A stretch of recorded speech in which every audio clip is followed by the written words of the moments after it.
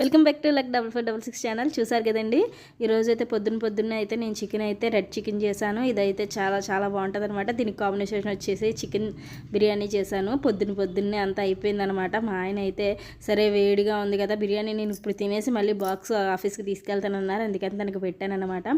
ఈ చికెన్ అయితే మామూలుగా లేదండి. దీని ప్రాసెస్ కావాలైతే నాకు కామెంట్ బాక్స్లో పెడితే నేనైతే దీని ప్రాసెస్ మొత్తం చూపిస్తానమాట. నెక్స్ట్ లాంగ్ వీడియో చేస్తాను నేను.